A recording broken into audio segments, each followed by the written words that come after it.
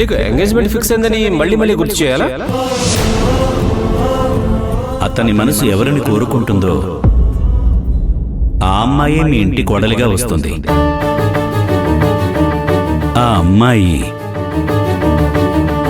మీరు చూసిన రమ్య కావచ్చు కాకపోవచ్చు, కానీ విరాజ్ పెళ్లి విరాజ్ ఇష్ట ప్రకారమే జరుగుతుంది. ఎవరిష్ట ప్రకారం పెళ్లి జరిగినా పర్వాలేదు గురువుగారు. వాడు సంతోషంగా ఉంటే నాకంతే చాలు. సంతోషమా?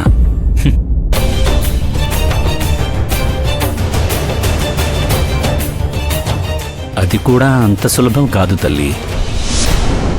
అతనికి పెళ్ళయ్యే వరకు ఎదుర్కోలేని పరీక్షలెన్నో అతను ఎదుర్కోబోతున్నాడు.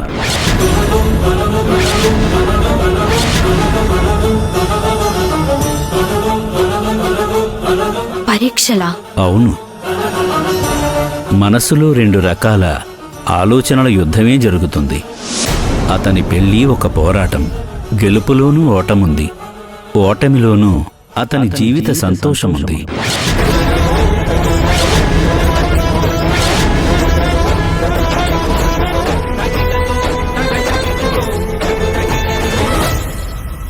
చూడు విరాజ్, నిన్ను అప్సెట్ చేయాలని నేను చెప్పడం లేదు, కానీ గతంలో తన ప్రస్తావన వచ్చినప్పుడు ఇదంతా మరీ అతిగా ఉందని నువ్వే అన్నావు. ఇప్పుడు చూస్తే ఒక చిన్న పిల్లాడిలా సంబరపడుతున్నావు. ఎందుకో తెలీదవి, నేను వద్దనుకున్నా తను పదే పదే గుర్తొస్తోంది. నా వల్ల అంత డిస్టర్బ్ అవుతున్నావా?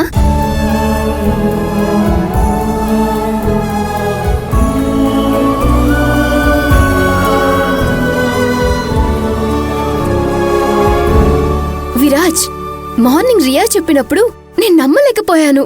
తను ఊరికే ఆట పట్టిస్తుంది అనుకున్నాను, కానీ నిజంగానే నేను అంత గుర్తొస్తున్నానా? How romantic.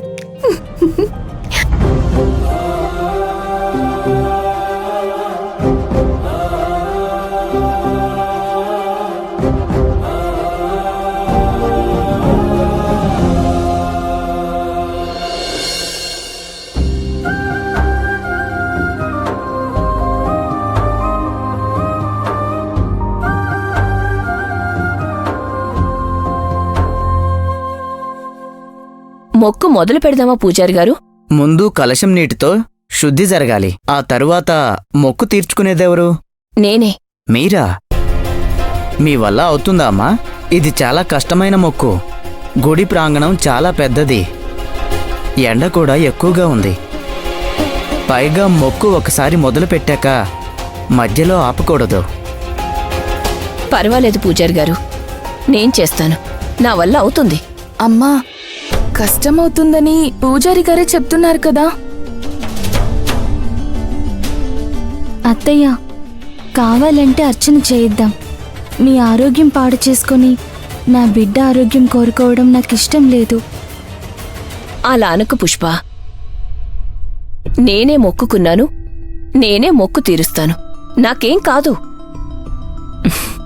నువ్వేం భయపడకు.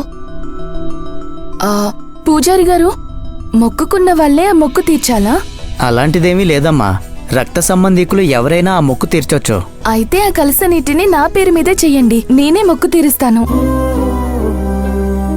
లేదు పూజారి గారు, మొక్కుకున్నది నేనే తీరుస్తాను. అమ్మా, నీ మొక్కులో, నీ భయంలో నాక్కూడా భాగముంది. నేను నీ బిడ్డనే కదా. నీ మొక్కు తీరడం వల్ల నీకు మనశ్శాంతి దొరుకుతుందంటే ఆ శాంతి నాది కూడా. అందుకే వద్దనుకు. దయచేసి నాకు ఒక అవకాశం ఇవ్వమ్మా. దయచేసి ఒప్పుకోండి అత్తయ్య. ఇప్పుడు నేను వద్దన్నా తను వింటుందా ఏంటి? సరేలే, తన్నే చేయని. ఎంతైనా మీ కూతుర్ని కదా, మీ మొండితనమే నాకొచ్చింది. పూజారి గారు, కలశం నీళ్లు పోసే చోట ఎక్కడుంది? అదిగో అటువైపు ఉందమ్మా.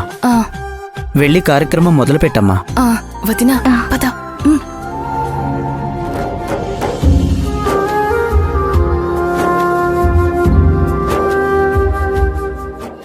గురువుగారు, నా కొడుకు రాజకుమారుడిలా పెరిగాడు.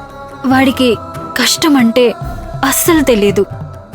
అలాంటిది యుద్ధం, ఓటమి అని మీరు చెప్తుంటే నాకు చాలా భయమేస్తుంది. చూడు తల్లి, ఒక స్త్రీ